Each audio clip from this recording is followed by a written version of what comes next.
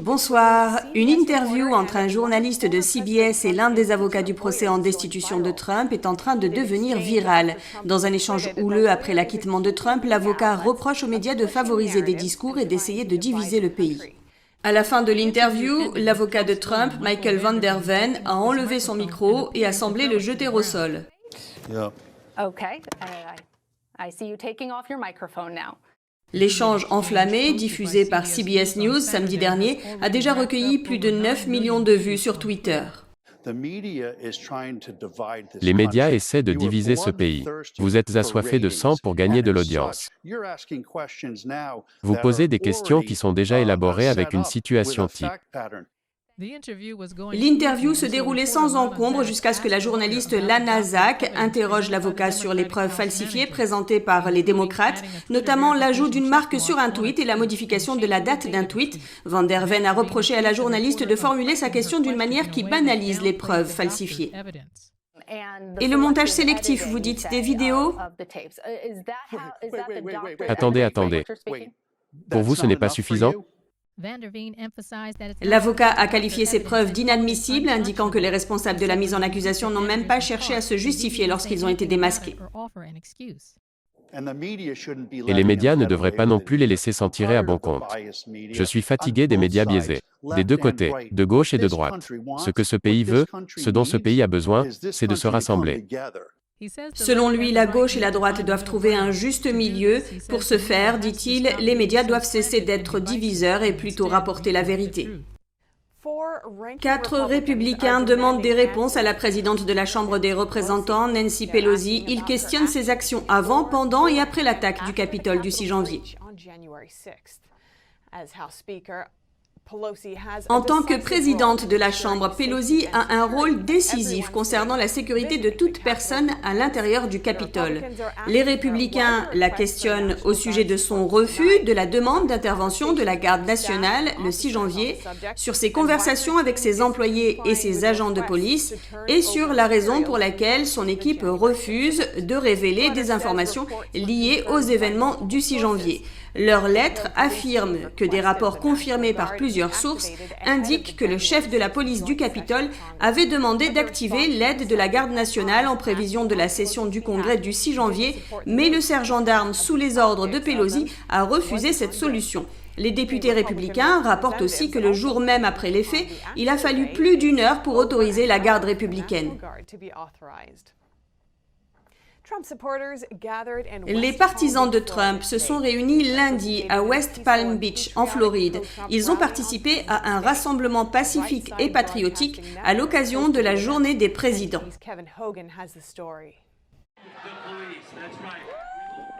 À West Palm Beach, en Floride, des acclamations ont retenti pour la police et pour un invité spécial que certains appellent le plus grand président de l'Amérique. L'ancien président Donald Trump a salué ses partisans depuis son cortège. Le rassemblement a eu lieu après l'acquittement de Trump. Kelly Bond nous fait part de ses réflexions à ce sujet.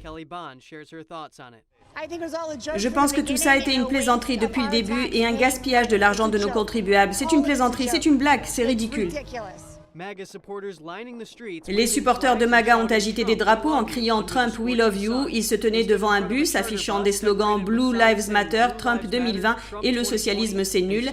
Et à la question « Et si le mouvement des MAGA se poursuivait ?», Kelly Bond a répondu « Ça va continuer, c'est sûr. Nous avons gagné. Nous savons que nous avons gagné. Tout ça est faux. Ce n'est que de la poudre aux yeux. Les démocrates jouent à des jeux. Nous le savons tous. Nous le savons déjà tous. C'est Trump, tout simplement. Nous avons gagné. » Sous le klaxon des supporters, Kelly Bond a commenté la déclaration du sénateur Graham selon laquelle Trump est prêt à reconstruire le Parti républicain. Tout doit être reconstruit, toutes les personnes de mauvaise vie et toutes les mauvaises personnes parce que le marais doit être asséché et que tout doit être remis en ordre. Il faut que ce soit réel pour nos enfants, notre monde, notre avenir, il faut que ça change. Le cortège pour Trump a eu lieu le même jour que l'annonce par les législateurs de la mise en place d'une commission bipartisane chargée d'enquêter sur les causes de l'assaut du Capitole. Pelosi a déclaré qu'elle serait similaire à la commission créée après les attentats du 11 septembre. Le New York Times a publié un erratum au sujet d'un article sur la mort d'un homme lors de l'assaut du Capitole. Ce décès a été utilisé par les démocrates lors du procès en destitution. Cette correction suscite l'indignation et appelle à la responsabilité des médias. Dans un article intitulé « Le policier du Capitole meurt des suites de ses blessures lors des déchaînements pro-Trump », le New York Times a rapporté que le policier du Capitole, Sicknick, est mort, je cite, de lésions cérébrales qu'il a subies après que les partisans de Trump, qui sont illégalement entrés, l'ont frappé à la tête avec un extincteur, citant 2 responsables anonymes des forces de l'ordre. Et bien qu'il n'y ait pas eu de rapport officiel à ce sujet, d'autres médias se sont fait alors l'écho des affirmations du New York Times. L'article a également été utilisé comme preuve par les démocrates de la Chambre lors de leur note de mise en accusation. Leur mémo affirmait, je cite, « Les insurgés ont tué un officier de la police du Capitole en le frappant à la tête avec un extincteur ». Mais aujourd'hui, plus d'1 mois plus tard, le New York Times revient sur ces affirmations.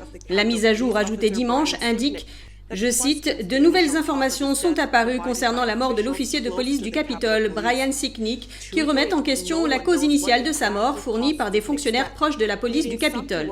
À ce jour, personne ne sait exactement ce qui a causé la mort de Sicknick, ce qui amène certains à se demander pourquoi la correction a pris autant de temps. NTD a contacté le New York Times, mais nous n'avons pas eu de retour avant la diffusion de ce reportage. La police du Capitole a publié une déclaration le 7 janvier disant que Sicknick était mort ce soir-là.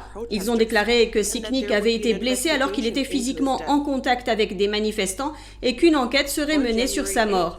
Le 8 janvier, Ken, le frère de Sicknick, a déclaré à ProPublica que Brian avait envoyé un texto le 6 janvier au soir, disant qu'il avait été aspergé de lacrymogène à 2 reprises, mais qu'il était en bonne forme. Il n'a pas mentionné de blessure causée par un extincteur. Le lendemain, la famille a appris que Brian avait un caillot de sang dans la tête et avait eu une attaque cérébrale. On cherche maintenant à savoir s'il a inhalé un produit toxique qui aurait pu entraîner sa mort. Les commentateurs politiques et les journalistes demandent que le New York Times rende des comptes. Selon Kyle Baker, la correction est modeste et arrive trop tard, car le mal est déjà fait. Google et Facebook ne seront pas contents. Le Maryland sera le premier État à taxer les publicités en ligne. Un sénateur de cet État a affirmé qu'il était temps que les Big Tech passent à la caisse. Le Maryland est le premier État à taxer les recettes des Big Tech liées à la publicité en ligne. Le gouverneur Larry Hogan avait mis son veto l'année dernière, mais les députés ont rejeté son veto la semaine dernière. Le président démocrate du Sénat de cet État, Bill Ferguson, qui a été le fer de lance de cette législation, a affirmé qu'Amazon, Facebook et Google ont vu leurs profits augmenter de manière significative alors que les entreprises locales sont à la peine. Il était donc temps pour les Big Tech de contribuer. La nouvelle réglementation taxera les entreprises qui génèrent globalement plus de 100 millions de dollars en publicité digitale. Plus les recettes seront importantes, plus le taux de taxation sera élevé. Les recettes fiscales financeront les écoles publiques. Un analyste prédit que cela augmentera les recettes de 250 millions de dollars chaque année. La taxe ne devrait vraisemblablement pas s'appliquer aux entreprises qui paient pour la publicité en ligne, mais certaines voix affirment que cette taxe en augmentera le prix. On peut s'attendre à ce que des groupes d'intérêt contestent cette nouvelle loi, tels que les Big Tech et une coalition de petites et moyennes entreprises. Alors que l'ancien président Trump a été acquitté, quelle sera la suite? Il semble qu'il n'en a pas fini avec la politique ni avec le Parti républicain. Dimanche, le sénateur Lindsey Graham a donné quelques pistes sur les plans de Trump. Il a déclaré à Fox News que Trump est prêt à aller de l'avant et à reconstruire le Parti républicain. Il est enthousiaste pour 2022. Graham dit qu'ils vont bientôt en parler. La déclaration de Trump a également donné quelques indices. Il a écrit « Notre mouvement historique, patriotique et magnifique visant à rendre l'Amérique à nouveau grande ne fait que commencer. Dans les mois à venir, j'ai beaucoup à partager avec vous et je me réjouis de poursuivre notre incroyable voyage ensemble pour atteindre la grandeur américaine pour tout notre peuple. » Ajoutant « Nous avons tant de travail devant nous et bientôt nous émergerons avec une vision d'un avenir américain brillant, rayonnant et sans limite. » Le présentateur de CNN, Jim Acosta, a tweeté « La déclaration de Trump montre clairement qu'il ne part pas. » Moi-même, M. Van der Ven et les autres membres de l'équipe sommes extraordinairement heureux que le Sénat des États-Unis ait décidé comme ils l'ont fait, de protéger notre mode de vie constitutionnel et de ne pas s'engager dans la voie des mises en accusation sans fin. Un autre avocat a fait une comparaison avec les combats de lutte. Je ne suis aux prises avec personne. Nous avons fini le combat dans cette pièce, nous l'avons plaqué au sol et nous avons gagné cette affaire. Il n'y a plus de lutte. Nous avons gagné, non coupable. Le Sénat n'a pas atteint la majorité des 2/3 nécessaires pour condamner Trump pour incitation à l'insurrection. Il a quitté ses fonctions le 20 janvier. La mise en accusation n'a donc pas pu être utilisée pour le démettre de ses fonctions, mais les démocrates espéraient qu'une condamnation le tiendrait pour responsable des violences au Capitole le 6 janvier pour l'empêcher d'exercer ses fonctions à l'avenir. Les avocats de Trump ont fait valoir que son discours lors du rassemblement était protégé par son droit à la liberté d'expression et ils ont aussi fait valoir qu'il n'avait pas bénéficié d'une procédure régulière lors des audiences. En scrutant l'avenir, Trump déclare « Ensemble, il n'y a rien que nous ne puissions accomplir. Nous restons un seul peuple, une seule famille et une seule nation glorieuse dans les mains de Dieu. Et il est de notre responsabilité de préserver ce magnifique héritage pour nos enfants et pour les générations d'Américains à venir. » 7 sénateurs républicains ont voté oui à la condamnation de Trump pour incitation à la violence au Capitole. Ces 7 sénateurs sont maintenant confrontés à la réaction de leur propre parti. Le Parti républicain de Louisiane se dit profondément déçu par le sénateur Bill Cassidy qui a voté pour la condamnation de Trump et le sénateur de Caroline du Nord, Richard Burr, a d'abord voté pour la non-conformité constitutionnelle, puis il a voté pour que Trump soit reconnu coupable d'insurrection lors de ce même procès, créant le mécontentement du Parti républicain de son État. Le sénateur Lindsey Graham a déclaré que Lara Trump est la plus grande gagnante de ce procès de mise en accusation. Selon lui, la décision du sénateur Burr a fait de Lara Trump une candidate presque certaine au Sénat de son État si elle se présente. Et en Pennsylvanie, le président du Parti républicain, Lawrence Tabas, a déclaré qu'il partageait la déception de nombreux dirigeants et bénévoles de la base du parti concernant le vote du sénateur Toomey. Et il a déclaré, je cite, « Le vote d'acquittement était le résultat constitutionnellement approprié ». Le sénateur Mitt Romney de l'Utah a été le seul républicain à voter pour la condamnation de Trump lors de son premier procès pour mise en accusation et il l'a fait de nouveau. Les 3 autres personnes qui ont voté pour condamner Trump sont Susan Collins du Maine, Lisa Murkowski, sénatrice de l'Alaska, et Ben Sasse du Nebraska. Trump détient maintenant le record des acquittements de procès en destitution. Pour lui, le procès est, je cite, « une autre phase de la plus grande chasse aux sorcières de l'histoire du pays ». Les responsables de la santé publique aux États-Unis doivent faire face aux mutations du virus du PCC. Celles-ci sont en augmentation rapide dans tout le pays et près d'1 demi-million de personnes ont perdu la vie à cause de la pandémie. Avec l'intensification des efforts de vaccination contre le coronavirus aux États-Unis, un nombre croissant de variants du virus pourrait remettre en question l'action de la santé publique. Des chercheurs du Cedars-Sinai Medical Center de Los Angeles ont déclaré à Reuters qu'un nouveau variant du coronavirus trouvé en Californie a entraîné une augmentation du nombre de cas pendant la période des vacances de Noël et du Nouvel An. Le docteur Jasmine Plumer a comparé le variant Cal20C à un autre variant hautement contagieux découvert pour la première fois au Royaume-Uni. Nous apprenons énormément de ces souches. Nous voyons que le variant britannique est en fait plus infectieux. Dimanche, le département de la santé américain a signalé la détection de plus de 1000 cas du variant britannique du coronavirus connu sous le nom de B117, ajoutant qu'il pourrait devenir la souche dominante d'ici la fin du mois de mars. La mutation sud-africaine hautement transmissible a également été détectée pour la première fois aux États-Unis à la fin du mois de janvier. Les données de Reuters montrent qu'il y a plus de 27 millions de cas de coronavirus aux États-Unis, le nombre de décès ayant régulièrement augmenté pour atteindre un demi-million.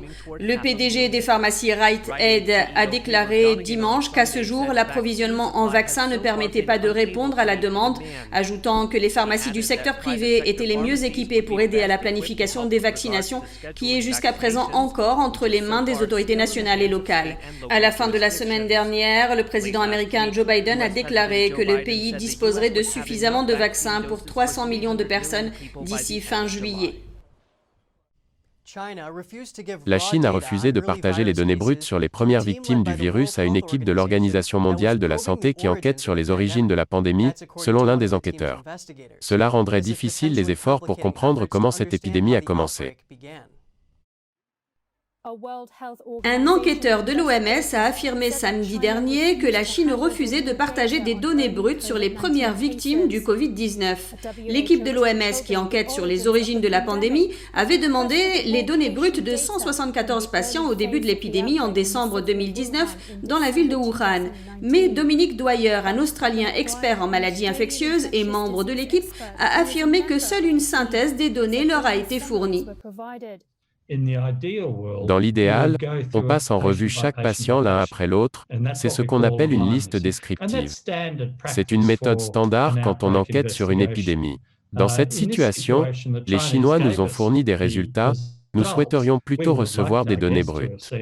mais elles peuvent encore nous parvenir. Il a affirmé que les données sont très importantes car seule la moitié des cas ont été exposés au marché de Wuhan où le virus a été initialement détecté. La Maison-Blanche a expliqué samedi être préoccupée par le rapport de l'OMS sur le Covid-19 en Chine. Jake Sullivan, conseiller pour la sécurité nationale, a appelé la Chine à rendre accessibles les données sur les premiers cas de la pandémie. Il a déclaré qu'il est impératif que le rapport soit indépendant et libre de toute altération par le gouvernement chinois.